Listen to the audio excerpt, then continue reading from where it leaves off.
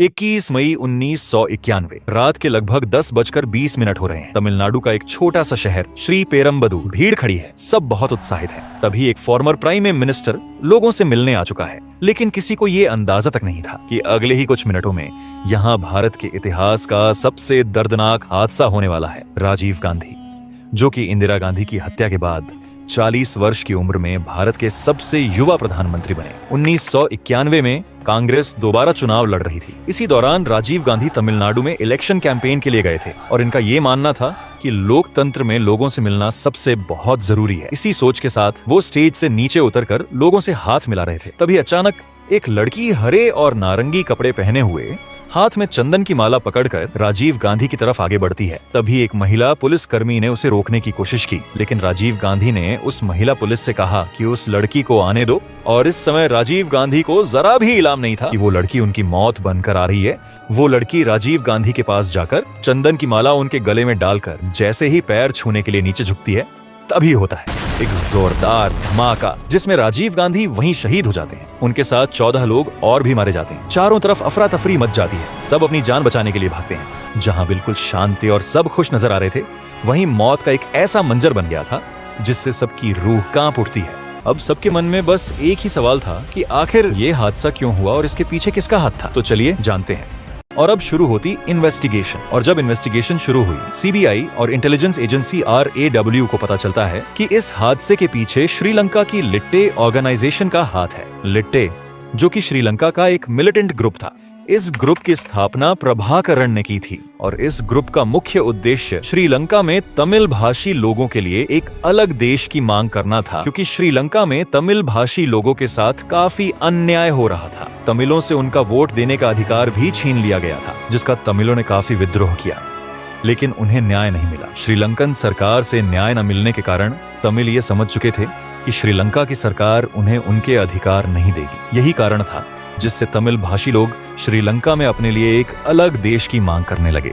इस मांग को पूरा करवाने के लिए तमिलों ने सन 1976 में अपना एक अलग मिलिटेंट ग्रुप बनाया, जिसका नेम था लिट्टे।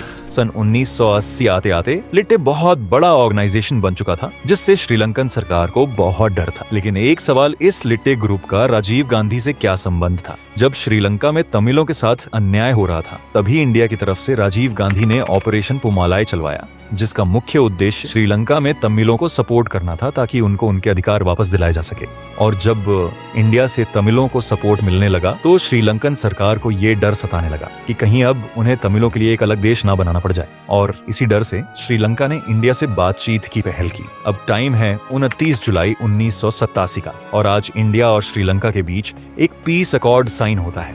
इस पीस अकॉर्ड में श्रीलंका की कुछ मांगे थे कि इंडिया एक स्पेशल फोर्सेस को श्रीलंका भेजकर वहां शांति बनवाए और लिट्टे ऑर्गेनाइजेशन से सरेंडर करवा के वहां हिंसा बंद करवाए। और श्रीलंका सरकार ने यह दावा किया था कि वे लिट्टे ऑर्गेनाइजेशन के बंद होने पर तमिलों को उनके सभी अधिकार दे देंगे, लेकिन वे एक अलग तमिल देश नहीं बनाएंगे। ये सभी मांगे श्रीलंका की थी, लेकिन जब इन मांगों का लिट्टे ग्रुप को पता चला, तो पूरा लिट्टे ग्रुप भड़क उठा और गुस्से में आकर लिट्टे ग्रुप श्रीलंका में दंगे करने लगा और राष्ट्रपति जयवर्धना के घर का एक हिस्सा भी जला डाला। पूरा लिट्टे ग्रुप श्रीलंका के लिए आउट ऑफ कंट्रोल था, जिसके कारण राष्ट्रपति जयवर्धना ने इंडिया से फौरन एक स्पेशल फोर्स भेजने की मांग की, जिसके तहत राजीव गांधी ने IPKF Indian peace keeping force को 6 घंटे के अंदर श्रीलंका भेजने के ऑर्डर्स थे। इस IPKF का काम श्रीलंका में दंगे रुकवाना और वहां शांति बनाना और लिट्टे ऑर्गेनाइजेशन से सरेंडर करवाना था। अब टाइम है 3 अगस्त 1987 का, जब प्रभाकरण ने मेजर जनरल हरकिरत सिंह को लिखकर दिया